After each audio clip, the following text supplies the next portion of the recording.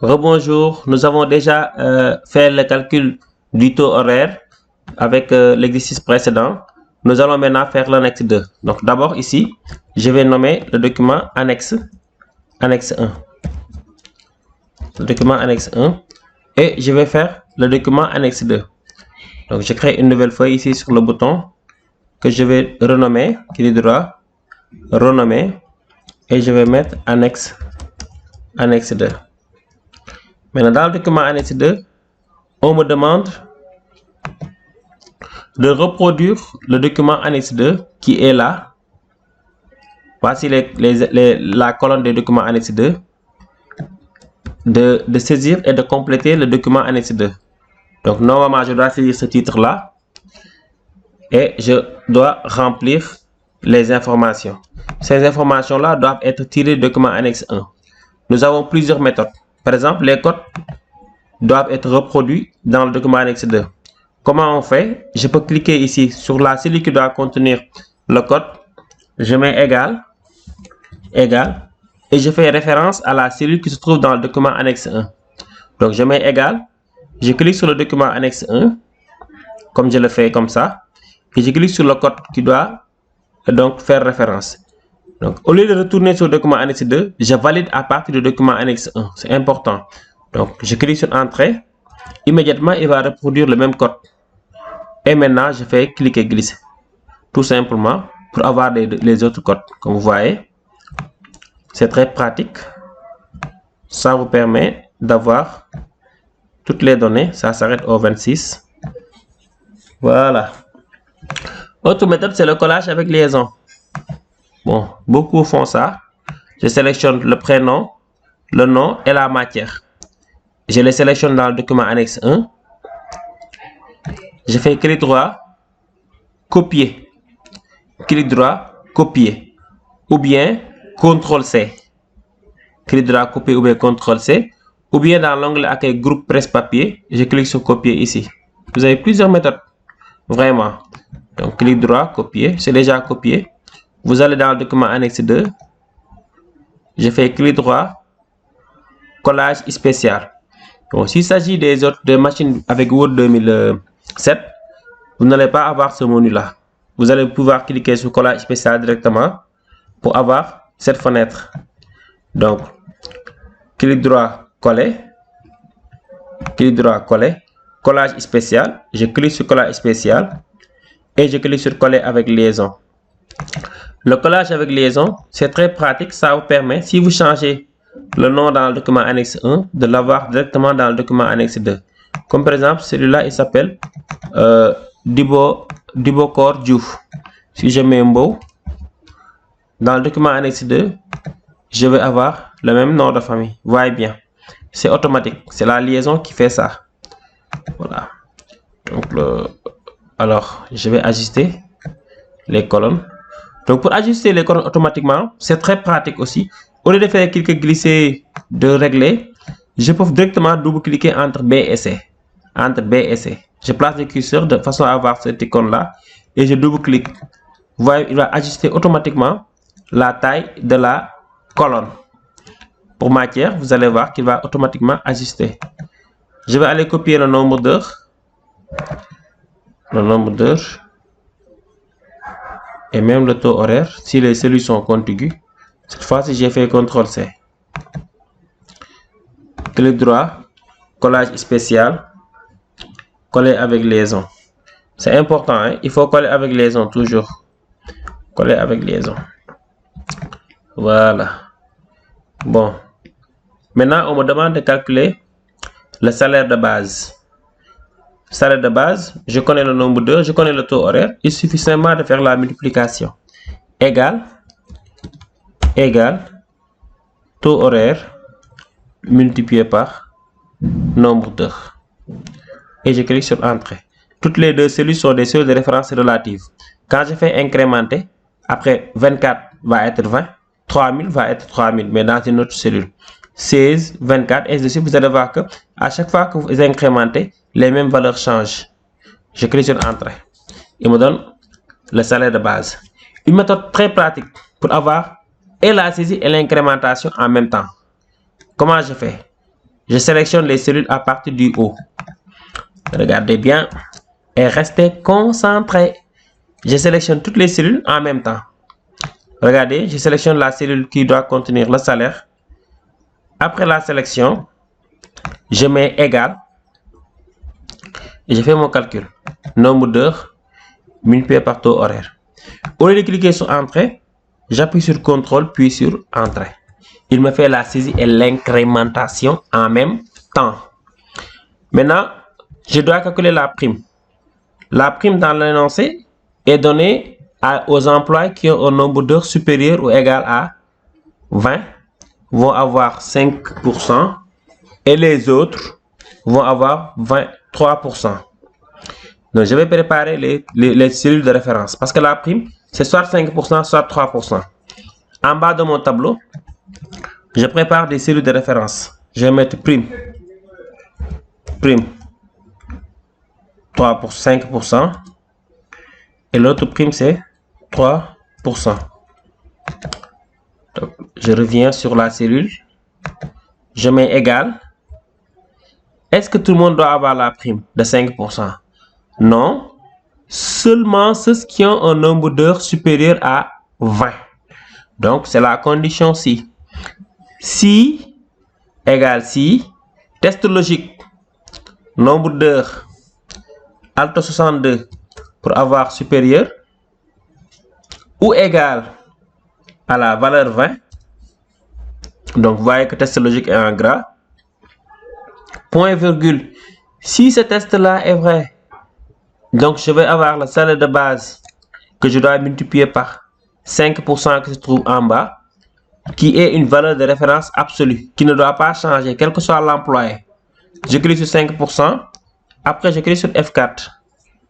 Point virgule pour la valeur si c'est faux. Pour la valeur si c'est faux, c'est-à-dire si le nombre d'heures n'est pas supérieur à 20, n'est pas non plus égal à 20. Donc c'est inférieur à 20. Si vous voulez, vous pouvez mettre si, faire un autre test. Mais c'est pas la peine parce que si c'est pas supérieur ou égal à 20, c'est forcément inférieur à 20. Donc point virgule, salaire de base, multiplié par, je clique sur 3%. Et je fixe avec F4. On va mettre des dollars. Je ferme la parenthèse et je clique sur Entrée. Il y a déjà un cours sur le calcul avec la fonction si. Et j'incrémente. Je pense que je parle toujours français et que tout le monde a compris. Sinon, si vous avez des problèmes, mettez-moi ça dans les commentaires. Salaire brut. Salaire brut égale salaire de base plus prime. Salaire de base égale salaire de base plus la prime. Pour l'incrémentation aussi, vous pouvez utiliser le double-clic. Deux clics pour avoir les valeurs. Nous allons voir maintenant l'impôt sur le revenu. Tout est donné dans l'exercice. L'impôt sur le revenu égale à 5% pour les professeurs qui ont un salaire brut qui est au moins égal à 25 000. Si le salaire brut est supérieur à 25 000, bon, je pense que là c'est une erreur.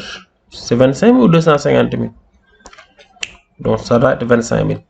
Alors, si le salaire brut est supérieur, parce qu'on dit au moins c'est supérieur ou égal. Donc je vais mettre égal et je vérifie. Si quoi? Le salaire brut alto 62 pour avoir supérieur ou égal à 25 000, point virgule. Si c'est vrai, l'impôt sur le revenu, c'est 5%, n'est-ce pas, du salaire. Salaire brut multiplié par 5%. Pourquoi j'ai écrit 5%? Parce que j'ai oublié de préparer la cellule de référence en bas. Je vais faire ça après. Sinon, on a un point virgule qui veut dire sinon, on n'a rien précisé, donc l'impôt sur le revenu sera égal à 0. Mais dans ce tableau, tout le monde va avoir l'impôt de 5%.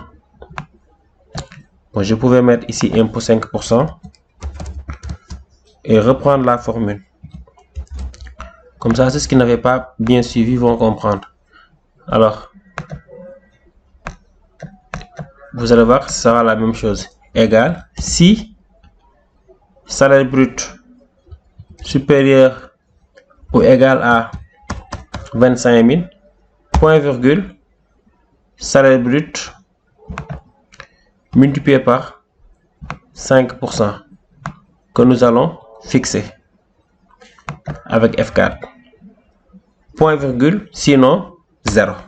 Je clique sur Entrée pour avoir l'impôt sur le revenu. Maintenant, nous allons voir le salaire net. Maintenant, après avoir trouvé l'impôt sur le revenu, je vais incrémenter et calculer le salaire brut. Le salaire net. Salaire net égale toujours salaire brut moins les retenues. Que ça soit l'impôt, IRS, IPRES, je voulais dire, CSS. Tout ce qui est impôt, salaire net égale salaire brut moins les retenues. Comme ici, le salaire brut égale salaire de base plus les primes. Allocation, prime de transport, prime de responsabilité, tout ce qui est prime, plus le salaire de base donne le salaire brut. J'incrémente pour avoir le salaire net. Voilà ce qu'il faudra avoir sur le salaire net. Maintenant, je vais mettre en forme le tableau. Je mets les bordures, contour. Je mets cette bordure. Je vais mettre cette fois-ci toujours bleu. À l'intérieur, je vais prendre un autre style que j'applique à l'intérieur. Voilà. Donc pour ces nombres aussi, je vais enlever les virgules pour avoir que des nombres entiers. Bon, je vais même mettre le séparateur des milliers.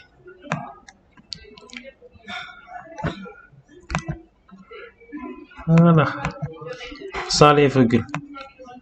Voilà. Donc tout est fait. Tout est correct. Je vais voir maintenant dans l'énoncé ce qu'on me demande de faire. L'annexe 1 est fait. L'annexe 2 est fait. Maintenant, ce qu'on me demande de faire, d'établir en histogramme le salaire net par matière dans une feuille nommée graphe net. Dans une feuille nommée graphe net.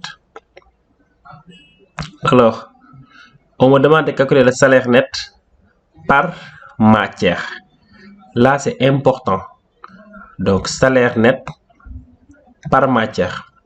Le net des salaires par matière. Donc là, chers étudiants, il faudra savoir que pour ce genre de calcul, il faudra utiliser le sous-total. Il faut utiliser le sous-total. Le net du salaire par matière. Voyez bien. Donc, il faut un regroupement des salaires par matière. Si vous avez une question pareille, il faut passer par le sous-total.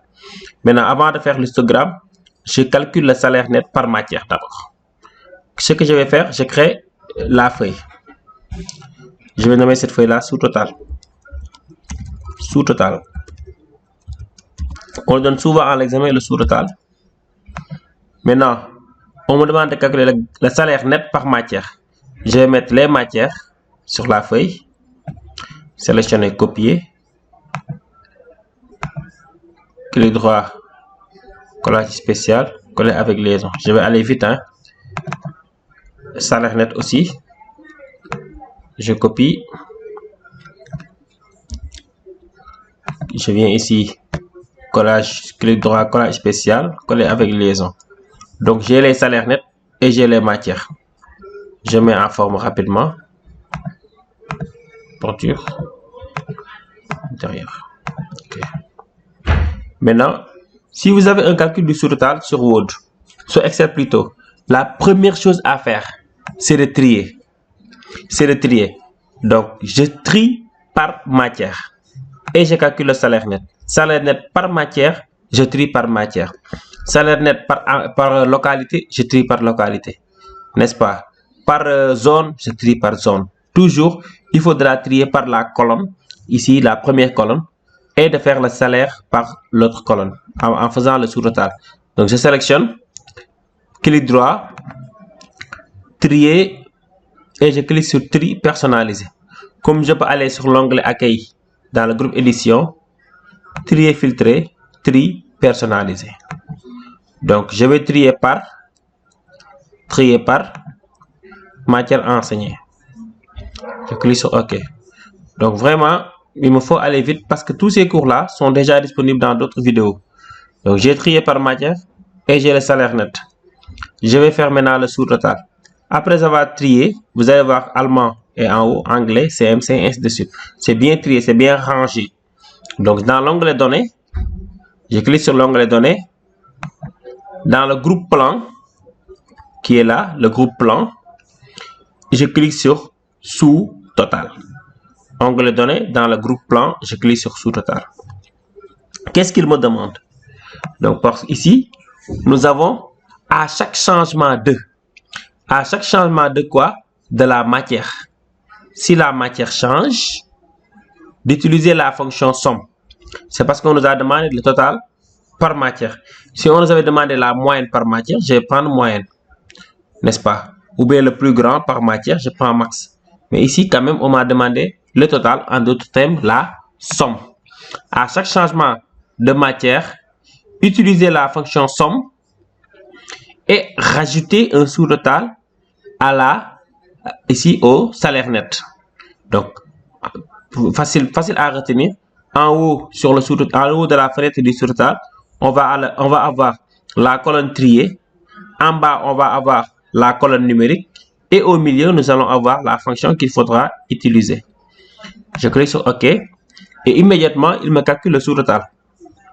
Donc, suivez bien. Le sous-total ici, j'ai les valeurs et j'ai le calcul par valeur. Total allemand, total anglais. Ce qu'il faudra faire, c'est de tracer le graphique. Donc, c'est laborieux de faire une sélection. Ici, de cliquer sur contrôle, de sélectionner total anglais. Toujours en maintenant contrôle, de sélectionner total, ainsi de suite. Total CMC, total compta. C'est difficile de faire cette sélection-là. Ce qui est plus facile, sur sous-total, vous avez trois types de sélection. Vous avez la première sélection qui va prendre que le total général. La deuxième sélection qui va prendre les totaux par matière. Et la troisième sélection qui va donner tout le tableau. Je vais prendre la deuxième sélection qui va me permettre de faire une sélection facile des totaux par matière. Donc, je fais cliquer glisser pour prendre toutes les matières comme ça, bien sélectionnées. Je clique sur insertion. Dans l'onglet graphique, je clique sur l'histogramme, c'est ici, histogramme. Je peux bien cliquer sur graphique pour avoir tous les graphiques et choisir histogramme. Donc l'interface a un peu changé entre 2007 et 2013, mais c'est pas trop flagrant. Donc je peux cliquer sur la flèche. Donc avec 2007 c'est colonne et je vais cliquer sur histogramme 3D. Voilà, j'ai mon histogramme du total par matière. Je peux mettre même ici titre du graphique, je peux changer le titre, salaire net. Je mets par matière. Voilà. Maintenant, je peux déplacer le graphique. Comme on m'a demandé ici de déplacer le graphique dans une feuille nommée graphe salaire. Donc, pour déplacer un graphique, vous sélectionnez le graphique. Vous allez voir que si le graphique n'est pas sélectionné, les onglets s'arrêtent sur affichage. Si vous sélectionnez le graphique, vous allez avoir deux onglets contextuels. L'onglet création et l'onglet format. Dans l'onglet création, dans le groupe emplacement, vous allez cliquer sur déplacer le graphique. Déplacer le graphique et vous cliquez sur nouvelle feuille. Nouvelle feuille et vous donnez le nom de la feuille. Graphe salaire. Maintenant, vous cliquez sur OK pour déplacer le graphique sur une feuille nommée graphe salaire. Comme vous le voyez ici, tout est bien réglé. Vous avez les deux parties qui sont très bien faites. Donc, c'est tout pour la deuxième partie de la correction du BTS 2019. Alors, nous allons continuer la troisième et la quatrième partie. La troisième partie va concerner la saisie du rapport de synthèse sur Microsoft Office Word. Donc, je vous demande toujours de vous abonner sur la chaîne Si vous avez des suggestions à faire, vous me les mettez en commentaire. Et concentrez-vous bien. Nous allons voir la troisième partie.